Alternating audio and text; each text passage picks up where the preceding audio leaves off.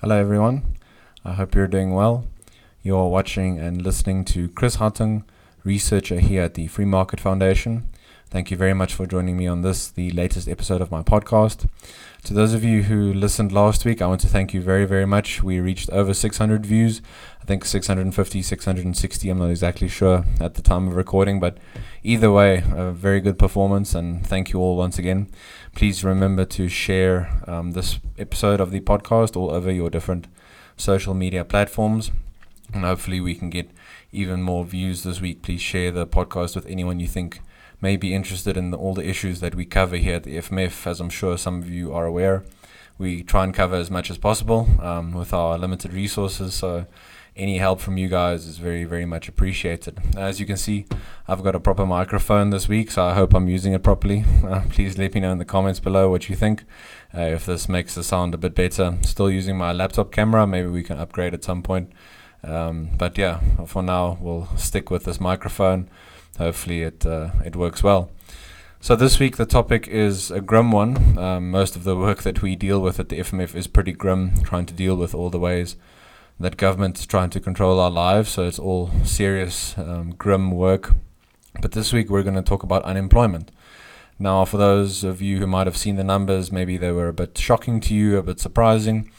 From my perspective, if one looks at the policies that have been implemented by the South African government over the last 20 years and longer, going back to apartheid, it's no surprise that these numbers are so high. Just to give you the official sort of numbers from Stats SA, the unemployment rate now sits at 29% after the second quarter of 2019. It increased by 1.4 percentage points. So that's an increase of 455,000 in the number of people who are unemployed. But if you look at the expanded definition, which includes those who have stopped looking for work, it is 38.5%. That is 10,226,000 people without work. Now, to me, that is absolutely insane. It is very sad, but it is definitely not surprising. South Africa, the South African government over the last 20 years and longer has followed a path of anti-growth, anti-individual freedom policies. In South Africa, the government tries to control more and more of our lives as possible, and we are seeing the effects of the socialist, statist, philosophical worldview of trying to run a country and organizing a society. The biggest hurdle to employment that jumps to mind is the national minimum wage. Now, any minimum wage from an economic perspective is going to fail because it artificially inflates the price of labor. So employees and potential employers cannot negotiate on a level playing field. Those costs, if employers decide to take them on, will be transferred over to consumers in the form of higher costs of goods and services, and of course then the consumers pay more. But also a business could simply decide not to hire more people because the cost of their labor is so high. Now, I think part of the motivation behind the minimum wage is the argument of a decent wage or a living wage. I don't think it should be up to any government bureaucrat or politician or me, for example, any layperson to decide for someone else what they should be paid for their labor, for their services. It should be up to each person to be free to negotiate with a potential employer how much or how little they want to work for. Maybe they want to work for experience, maybe they want to work for money, other forms of compensation. It should be completely up to them to decide for themselves. South Africa's labor market is extremely restrictive. It makes it very difficult for employers to negotiate with potential employees on a flexible basis. Maybe they could do a 6-month internship, looking at permanent employment, that sort of thing. You can come up with many options that employers could offer potential employees with a value for value basis. The minimum wage also assumes that in trading with each other voluntarily, we don't trade value for value. It assumes there's always a winner and a loser. And from the free market and capitalist perspective, trade is always win-win. So when I engage with someone, either buying a service or a good from them, or when I'm employed by someone, I bring to the table more value than they might lose by paying me in monetary terms. So I need to be free to negotiate with them what I can bring to the table and also how I can enhance my skills. This all should be open for negotiation. So there's just one example of our onerous, restrictive labor legislation. When you also take things like higher taxation, which is increasing, it feels almost month on month, year on year, for the South African taxpayer, those are simply going to keep on increasing. The government wants to bring in national health insurance, expropriation without compensation. There's talk about nationalizing the Reserve Bank. All of this is going to require money, and there's simply no room in the fiscus anymore for government to move. So one way for government to do that, if they're not going to cut spending, government spending that is by raising taxes, and that's going to drive more and more people overseas. So it's sort of a vicious cycle, these socialist policies. They feed on each other. It's sort of a rolling effect, rolling down a hill. It's like a snowball accumulating more and more weight until it becomes an avalanche and it crushes everyone in front of it. That's the case in South Africa right now. These policies are just building and building and building on each other and becoming worse and worse. So therefore, we should not be surprised. We're following a path of government control, where the government dictates to us how we should operate our businesses, whom we can or can't employ, whom we should trade with, where we should invest our money, where we can't invest our money, where our money will be used for government projects. All of this sort of thing drives investors, both local and foreign, overseas, and it leads to more job losses. There's no rational reason for a business to invest here in South Africa as opposed to other countries.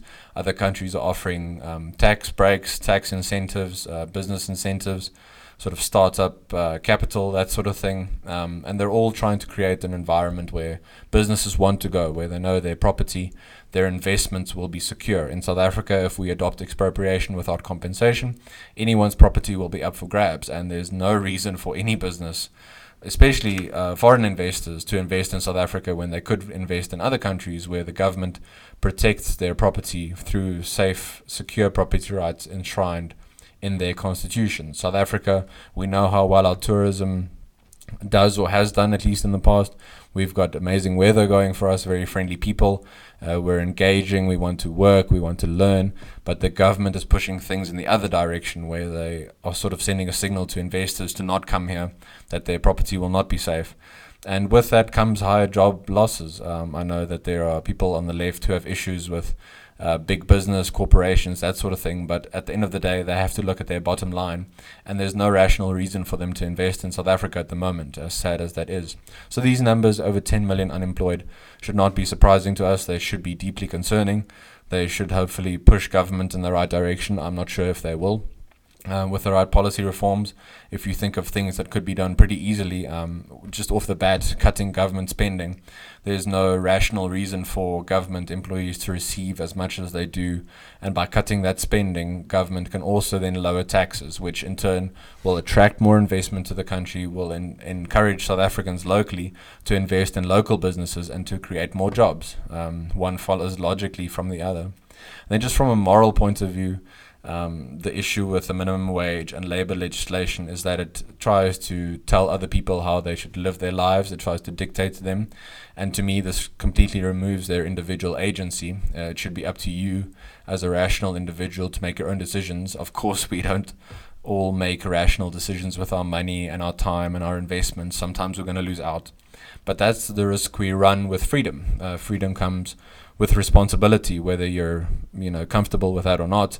If South Africa is truly only going to pay lip service to freedom, we can keep on trying to control people, or we can actually allow people to be free with the risks that come with that and the pitfalls. But then it's up to each person to make the best of their own lives as they see fit. Of course, there could be room for a safety net of some sort if people voluntarily agree to that. That's the key here, is voluntary interactions between each other. Once we introduce force, we negate people's ability to reason with each other. Then it's simply a case of who's got the biggest stick, who's in charge of government, who's in power, who can dictate to people how they want to guide society, how they want to control the economy. Just on the point of the Reserve Bank and nationalizing it, again, for some people on the left, they might think, well, investment and investors can leave, we can simply print more money. The problem with that is that'll lead to inflation, and it's going to devalue the rand even more than it currently is. I think I just saw that the rand hit 15 rand to the dollar, so it's weakening all the time. And now if we keep talking about stuff like nationalizing the Reserve Bank, we're going to weaken the currency even more. And at the end of the day, all these socialist policies, such as the minimum wage, nationalizing the Reserve Bank, expropriation without compensation, they all have the worst effects on poor black South Africans, as all these policies have had throughout South African history. For richer people, both black and white, and luckily the black middle class is growing, but those people can leave the country and they can take their investments elsewhere. For poorer black people, poorer black South Africans, they can't take their families, their investments overseas. They're stuck here with the bad effects of these policies. So government needs to think very, very carefully before it implements these things. The French economist Frédéric Bastiat, he talked about the concept of the seen and the unseen. Now, with this, he intended to illustrate how government policies, while they have noble intentions, they have a ripple effect in the economy and they lead to very bad effects. So, for example, the minimum wage increases the cost of labor. If business takes that on, they increase the cost of goods and services, which has a negative effect on consumers and consumer spending. And so the cycle goes. So government needs to be very, very careful with any action it takes into the economy, any interference or movement. The economy is very sensitive. Markets are very sensitive to government force and these sorts of overarching hierarchical top-down decisions that are made. And at the end of the day, it affects the man on the street. We know how many people are still affected by apartheid, how difficult it is for them to travel to find work. And now these policies lead to things like an increase in fuel prices and an increase in food prices. And that affects the poorest of the poor, whose money is simply not going as far as it used to. And by increasing the minimum wage, it's not going to help. It's not going to help those people find jobs because employers are simply going to employ fewer and fewer people. They can do automation, they can hire foreigners.